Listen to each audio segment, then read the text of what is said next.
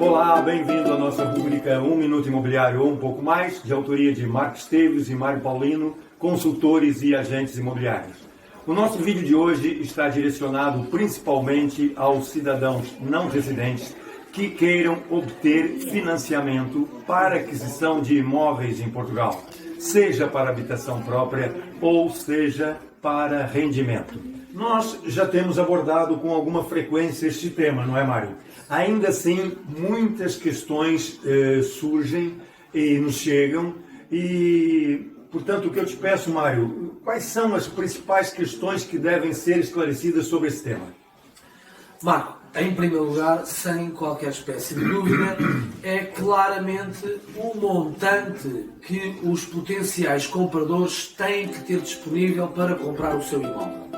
E esse montante terá que ser, no mínimo, entre 30% a 35% do valor do imóvel que pretendem adquirir. Isto porquê? Porque, do outro lado, os bancos portugueses só financiam cerca de 65% a 70%, consoante os casos, desse valor. Portanto, as pessoas terão que ter uma parte do capital, como é evidente, não é? Esta questão é uma daquelas que frequentemente as pessoas nos colocam e ainda muitas têm a expectativa de poder financiar um valor mais elevado, uma quantia mais elevada.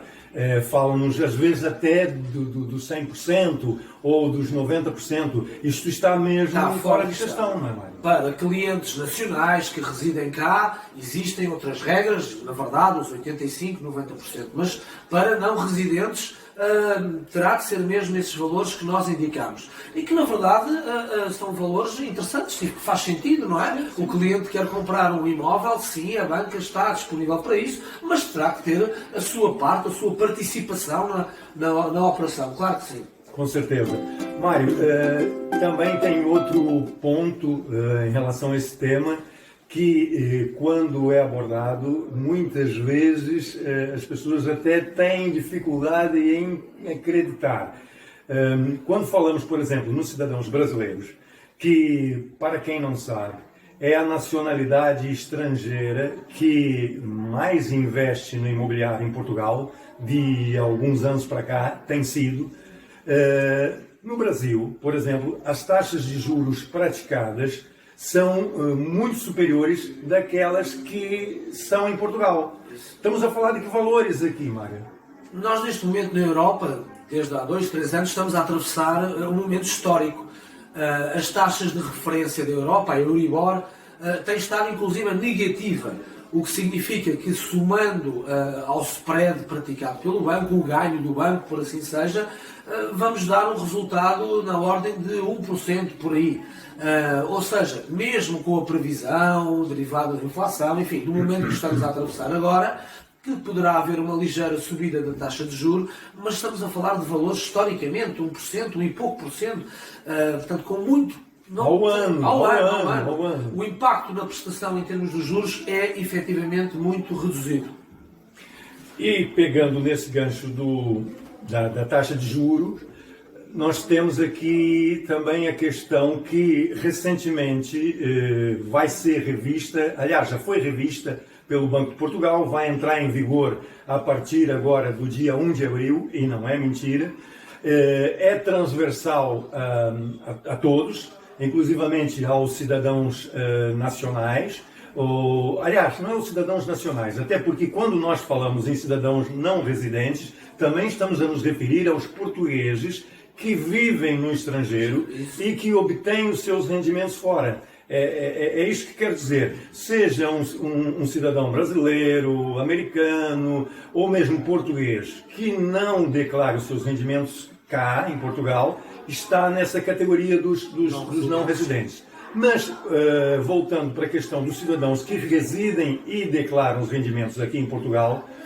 também vão ver novas regras entrarem em vigor já a partir do dia 1 de abril e que têm a ver com os prazos possíveis de financiamento.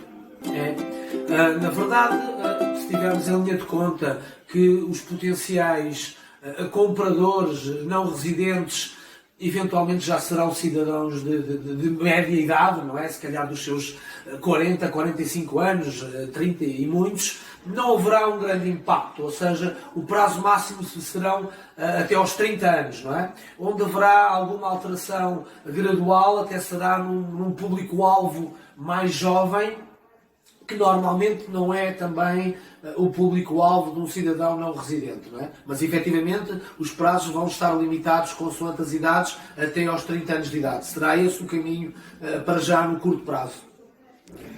Outra questão também que muitas vezes as pessoas caem em erro tem a ver com a questão de eu não tenho nacionalidade ou eu não tenho autorização de residência, como é que eu vou recorrer ao financiamento em Portugal?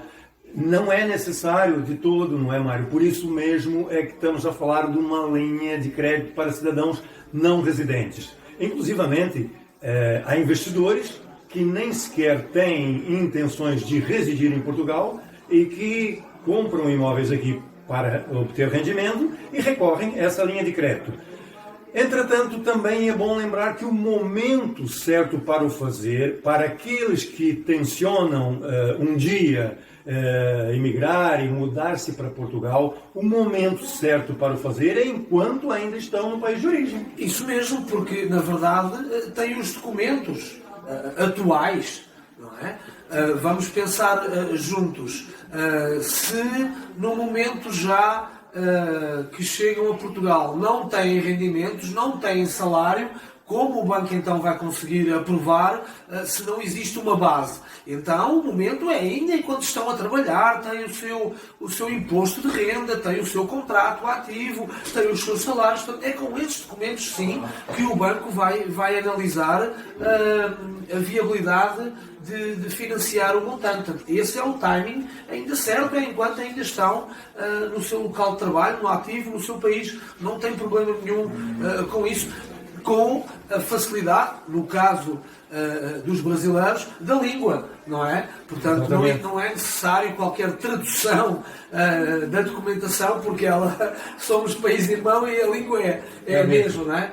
Exatamente, Marco. Portanto, o momento ideal é ainda enquanto estão no ativo e no seu país de origem. Com a facilidade que isso pode ser tudo feito à distância, não é? Tudo feito à distância, exatamente. O momento não pode ser mais oportuno, não é, Mário? Seja para quem tencione um dia mudar-se para Portugal e já ter aqui a sua casinha, o seu apartamento, ou para o investidor que pensa em buscar rendimento, porque muitas pessoas já sabem, conhecem a realidade do mercado de arrendamento, o mercado de aluguer em Portugal, que existe muito mais procura do que oferta. Tal e qual, neste momento, de facto, o número de pessoas que procura imóveis para alugar é grande. Nesse sentido, a oferta é baixa.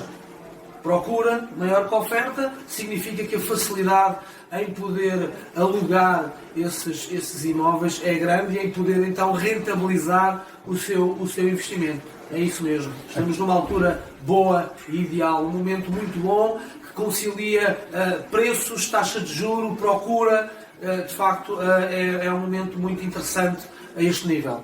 E a equação para quem compra para habitação própria, então nem se fala, porque o valor que vai pagar de prestação ao banco em função dessa mesma taxa de juro baixa é sempre inferior ao que pagaria por uma renda, por um aluguer, não é? É isso mesmo. Outra questão importante de lembrarmos é a questão logística de todo o processo. Parece que pode ser complexo, porque as pessoas sabem que a documentação que tem que ser enviada, ela, num determinado momento, terá que ser toda apostilada para que depois possa ser validada cá. Mas, numa primeira fase, não. Né? Numa primeira fase, os documentos podem ser enviados cópia simples, por e-mail, e essa análise é feita por quem? Há quem trate desse assunto aqui, o cliente tem que se preocupar em procurar ajuda externa? Como é que funciona, Mário? O cliente não tem de procurar ajuda externa. Nós temos esse serviço, e que é totalmente gratuito, efetuado por um departamento financeiro que tem a ligação aos bancos. Aliás, hoje em dia em Portugal não é permitido que haja outro tipo de passagem de informação para os bancos sem ser realmente pessoas que estão habilitadas para esse efeito. Ou seja, o intermediário de crédito certificado pelo Banco de Portugal. Exatamente. Que trabalha diretamente connosco e com a nossa empresa, portanto é uma pessoa habilitada, credenciada, que poderá fazer e irá fazer esse trabalho de solicitar as simulações, os pedidos de pré-aprovação para o efeito da compra do imóvel. Sim. Muito bem. Então, quer dizer, é um processo relativamente simples nessa primeira fase. É um processo muito simples, sim, é verdade, para esta primeira análise, e os documentos, na verdade, são os documentos básicos, não é? A nível dos rendimentos, os recibos de salário, possíveis contratos de trabalho, o recibo de renda, especificamente, não é? O IRS, o Imposto de Renda, neste caso para o Brasil, são numa primeira fase, e a não ser que exista outro tipo de rendimentos, outro tipo de informação que seja necessária e relevante, são estes os documentos habituais para uma análise já firme do processo bancário. Espero então que este vídeo tenha sido do seu agrado. Estamos inteiramente ao dispor para esclarecer qualquer dúvida, qualquer questão, por telemóvel, por e-mail, por uma videochamada, videocall, o que entender e da forma que nos conseguir contactar, estamos aqui para o ajudar, por isso não hesitem, é esse o nosso trabalho, é essa a nossa função. É isso mesmo, Mário. Portanto, se gostou, faça like, ajude o nosso canal a expandir para que nós possamos continuar a trazer conteúdo que seja do seu interesse. Esperamos encontrar-nos brevemente no próximo vídeo e até lá!